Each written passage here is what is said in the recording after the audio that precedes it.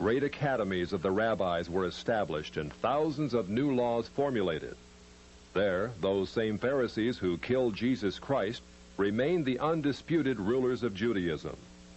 In Babylon, the Pharisees codified their oral traditions into the Babylonian Talmud, the written form of that oral tradition which Jesus so bitterly rebuked. The Talmud reveals how deep was Israel's apostasy.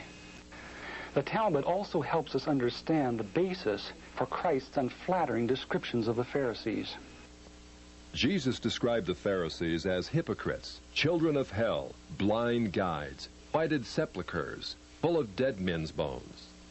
He even described the Pharisees as children of their father the devil, a murderer from the beginning. The Talmud confirms Christ's words. In the Talmud, in Treatise Sanhedrin, an extensive passage describes the right of the Pharisee to kill anyone, just as long as he did so indirectly. As one of dozens of examples, the Talmud tells us that if one bound his neighbor and he died of starvation, he is not liable to execution. In such an indirect manner, the Pharisees also killed Christ. Manipulating the Romans to actually wield the spear and sword, the Pharisees claimed, as their descendants do today, that since the Romans were the direct cause of the death of Christ, it is the Romans, not the Jews, who are guilty. Christ also called the Pharisees adulterers, an adulterous generation. The Talmud provides generous loopholes for adultery. It says the penalty for adultery does not include sex with a minor, the wife of a minor, or the wife of a heathen. The Talmud also encourages seduction of unwed adolescent girls called designated bondmaids. But it's important how such rapes are performed. With the designated bondmaid, one is guilty only in the case of natural connection, but not in the case of perverse connection. The Pharisees reasoned that rape in a perverted manner is outside the jurisdiction of the law. Normal rape, however, was punishable. In Babylon, sexual perversion of every kind had been a way of life for millenniums. The Pharisees were deeply influenced by such practices. In 3 of the major treatises of the Talmud are found extensive passages which give legal endorsement to seduce and marry 3-year-old baby girls. In fact, many of the greatest rabbis of the Talmud, including Simeon ben Yochai, upheld this privilege. Today in Israel, thousands of Jews go to Meron every year to venerate the memory of Simeon ben Yochai, one of the most respected rabbis in the history of Judaism. In one of dozens of endorsements of child sex, Simeon ben Yochai said, "A proselyte under the age of 3 years and a day is permitted to marry a priest." Agreeing with ben Yochai, the great Rabbah said, "When a grown-up man has intercourse with a little girl, it is nothing. For when the girl is less than this, 3 years and a day, it is as if one put the finger into the eye." The footnote to this passage says, "As tears come to the eye again and again, so does virginity come back to the little girl under 3 years." The same section confirms that sexual activity with small boys is in the same category. The intercourse of a small boy is not regarded as a sexual act. In addition to adulterers, Christ, in the story of the Good Samaritan, portrayed the Pharisees as racial bigots, too self-righteous to respond to the suffering of one who was not a Jew. It is true, because of the wickedness of the Canaanites, which included sodomy and infant sacrifice, Israel had been commanded by God to be harsh in her treatment of the inhabitants of the land. God made it clear that the Canaanites were not simply to be avoided, but destroyed. By the time of the New Testament, this method of preserving God's kingdom by separation and the sword had become obsolete. God no longer made a racial difference between men. But the Pharisees were unfazed by God's new agenda. The Talmud was finally written down nearly 5 centuries after Christ, yet its critical, even homicidal attitudes toward Gentiles might have been lifted out of the book of Joshua.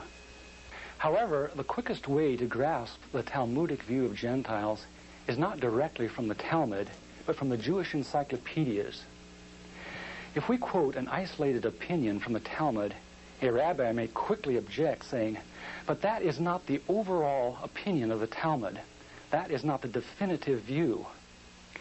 What the Jewish Encyclopedia provides us is a definitive overview of perhaps hundreds of rabbinic statements on any subject, giving us accurate summaries of what the Talmud generally teaches.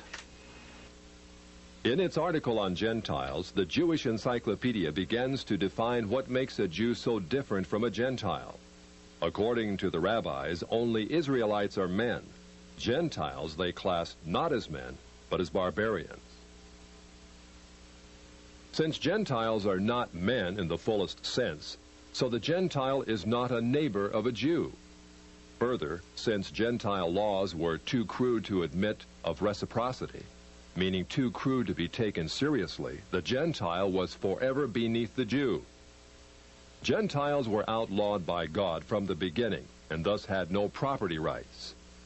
The Almighty offered the Torah to the Gentile nations also, but since they refused to accept it, he withdrew his shining legal protection from them and transferred their property rights to Israel, who observed his law. Since the Talmud outlawed the child, or issue of a Gentile, as that of a beast, a Gentile had as little legal rights in a Jewish court as did an animal. The Talmud states that if a Gentile sue an Israelite, the verdict is for the defendant, the Israelite.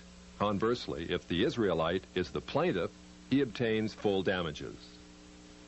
Because the Talmud conspires against Gentiles, if a Jew was ever caught telling a Gentile what the Talmud really says, such a person deserves death. So vile was the nature of a Gentile that the great Simeon ben Yohai said, "The best among the Gentiles deserves to be killed. The best of snakes ought to have its head crushed."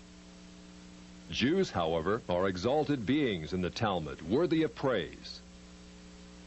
Christ described the Pharisee who blessed himself, saying, "I thank thee, Lord, that I am not as other men."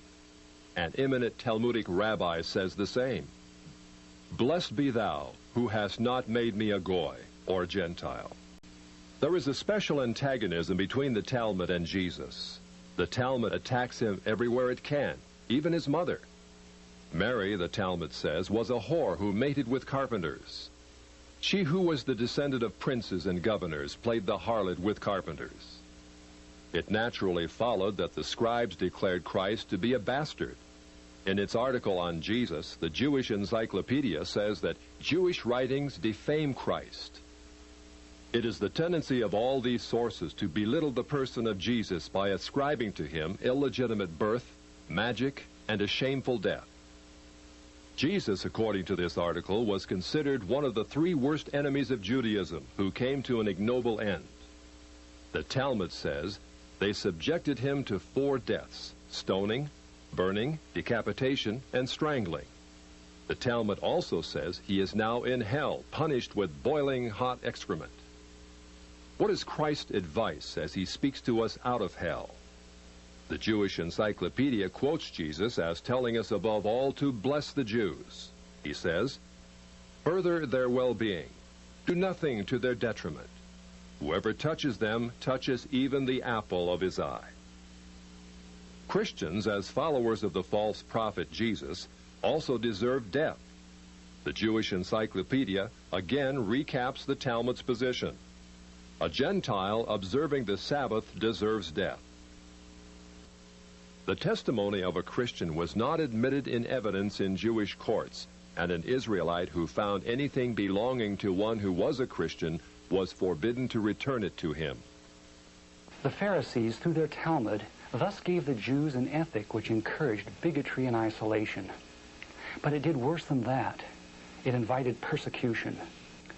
By the 11th century, the inhabitants of Babylon, growing weary of the self-righteousness and dishonesty of the Jews, expelled them to the west.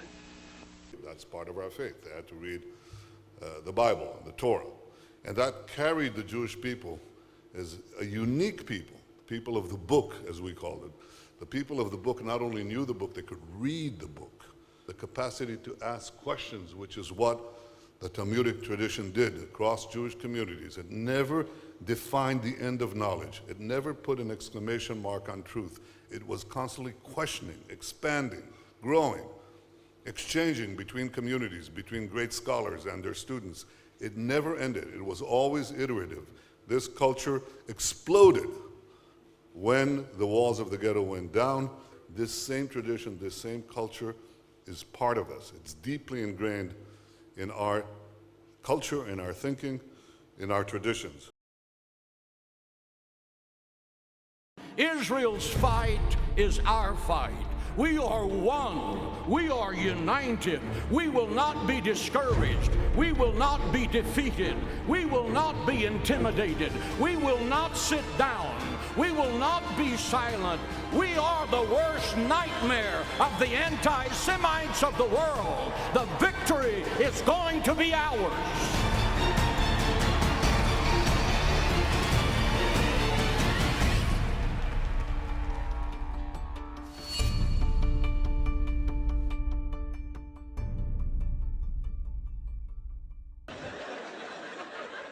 I don't care. Good. I hope the Jews did kill Christ. I'd do it again. I'd fucking do it again in a second.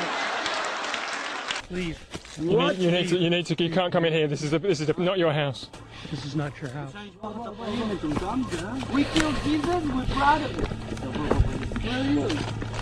We're gonna kill you and the Palestinians. This is my house, this is my land. God gave it to me. And fuck you. When they circumcise little boys, the rabbi actually puts his mouth around the penis and sucks the blood. I am not making this up. This is Talmudic Judaism, and this is what is being carried out in Israel. So for those who want to support Israel, especially the idiot Christian Zionists, my God, how stupid are you? These people hate Jesus Christ, and they definitely are using you like a bunch of idiot pawns for their own sick and twisted game. That is the reality. Absolutely.